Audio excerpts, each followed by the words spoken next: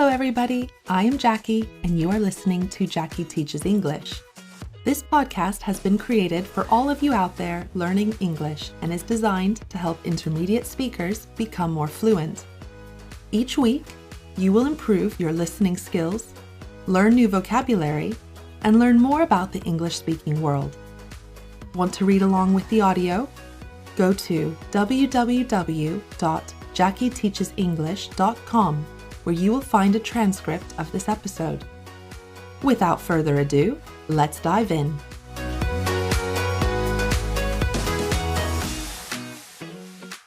As an American living in Europe, I often get asked the question about how healthcare works in the United States.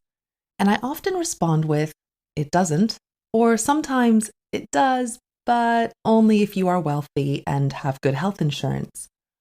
Although I grew up in the United States, I have never lived there as an adult, so I have been pretty clueless when it comes to healthcare, which made answering my friends' questions embarrassingly difficult. But no longer. In this episode, I'm going to share with you the essential things you need to know about the American healthcare system, especially if you are planning on working there in the future. First off, a little bit of context. The United States is the only developed nation in the world that does not have a system of universal health care. Instead, the vast majority of patients rely on medical insurance provided by their employer. This practice of employers providing medical insurance started back in the 1920s and grew in the 1940s when companies started offering these employer-based incentive plans in order to attract and retain the best and brightest candidates in the industry. This was supported by the government, who allowed employers to pay for these programs out of pre-taxed dollars. So essentially, what we have now in the US is a state-sanctioned employer healthcare system where the burden and responsibility for healthcare rests on company shoulders instead of the government. There are, however, two government-funded programs, Medicare, which provides health care to those over 65, and Medicaid, which provides health care for certain specific groups of low-income patients. So who pays for what? Medicare and Medicaid are funded through both federal and state taxes. Of course, treatments for patients outside these two programs are paid for in part by the patient's medical insurance provider and by the patient, through deductibles and copay. If you are familiar with other types of insurance, you will know that a deductible is the set amount of money that you pay out of pocket before your insurance begins to share the cost. The average deductible is currently at $1,735. A copay is also a fixed amount of money that the patient will fork out for doctor's visits and prescription drugs, but they are usually $25 or less. To pay out of pocket means to use money that you have to spend yourself, rather than having it paid for you, for example, by your employer or insurance company. To fork out something means to pay an amount of money, often unwillingly. For example, I forked out $100 for a ticket. Now, if you are a little confused by all this talk about who pays for what, let's simplify it. It is expensive, but we'll come back to that.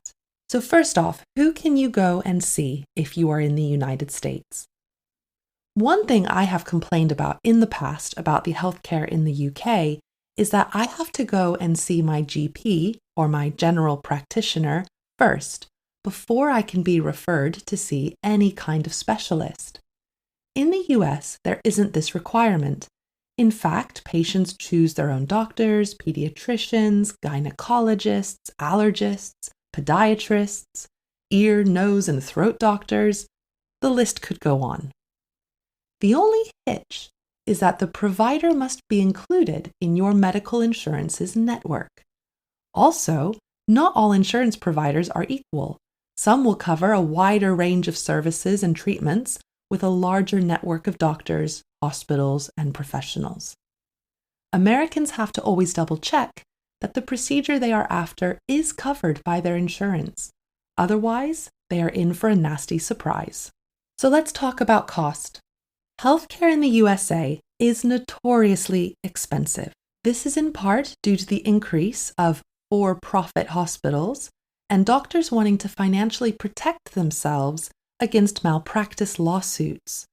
This is when patients sue their doctor due to an issue they experienced during or caused by their treatment. All high costs are passed down one way or another to the patient in the form of outrageously high fees for simple procedures and items. For example, patients will see a huge markup on common items on their medical bill, ranging from $8 tissues to $23 alcohol swabs to paying $53 for a pair of non-sterilized rubber gloves. I found some other quoted expenses that are eye-wateringly high. A broken leg could cost you around $7,500. A 3-day stay in the hospital could land you with a $30,000 bill. Giving birth alone costs over $18,000 on average. Ouch. And that isn't even counting the cost of the ambulance to take you to the hospital.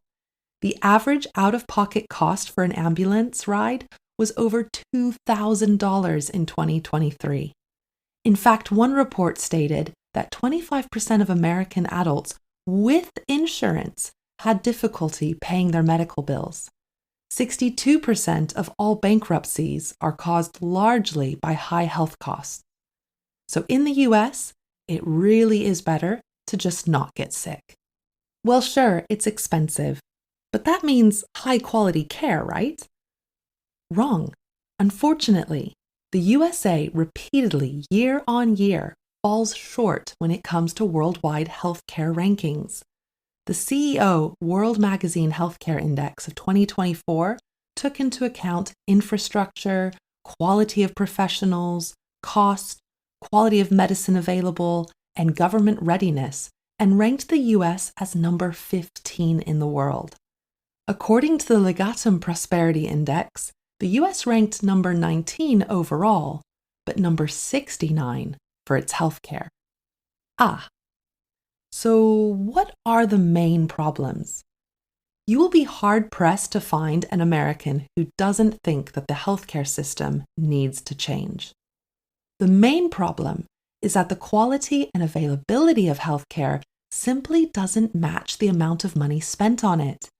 In 2022, 17% of the GDP, that is the gross domestic product, was spent on healthcare alone. This percentage was by far the largest amongst other developed countries, with the next highest being Germany and France at 12%. And for context, the United States spent 3.5% of the GDP on military and defense. So as a country, we're paying out the nose for healthcare, but where is all this money going? By the way, to pay out the nose for something means to pay a ridiculously high amount, but you probably guessed that. Unfortunately, it seems that much of this money is spent on the wrong things, with up to 24% going to administrative costs alone. Corporate greed from for-profit hospitals and pharmaceutical companies driving up prices also plays a big part. The Affordable Health Care Act, also known as Obamacare, tried to make insurance more accessible in 2009 and did make a difference, lowering the cost of coverage and significantly lowering the number of uninsured Americans. However, there is still a high percentage of Americans who are uninsured at about 10% in 2022. Many uninsured people can't afford the high insurance costs or don't have access to coverage through an employer. Although Medicaid helps certain low-income groups, there are specific requirements and many don't qualify. Studies repeatedly show that uninsured people are far less likely to receive preventative care and services for major health conditions and diseases. There are many wonderful things about my home country, but its current healthcare system, or lack thereof, isn't one of them. After doing this research, the advice I can pass on to you should you ever be traveling to the United States is absolutely, without fail, get travel insurance. Do not step foot in the United States without it. Second, if you are going to work in the United States, make sure you choose a company that offers competitive insurance for you and your dependents, and definitely consider healthcare when comparing different employers. Third, well, try not to get sick or injured. And on that positive note, we're going to wrap it up here. I hope you enjoyed this slightly more advanced episode of my podcast and that you've learned some interesting and possibly shocking facts about healthcare in the USA. It is a reminder that nowhere is perfect, and it certainly makes me appreciate the universal healthcare we have in the UK, despite its limitations and drawbacks. Remember that if you enjoyed this episode, please like it and consider leaving a review, as this will help more English learners find us. You can find transcripts and bonus material on my website, JackieTeachesEnglish.com, and follow me on Instagram for fun English tips and tricks. I'd love to see you there. For now, have a wonderful day and stay safe and healthy. Goodbye.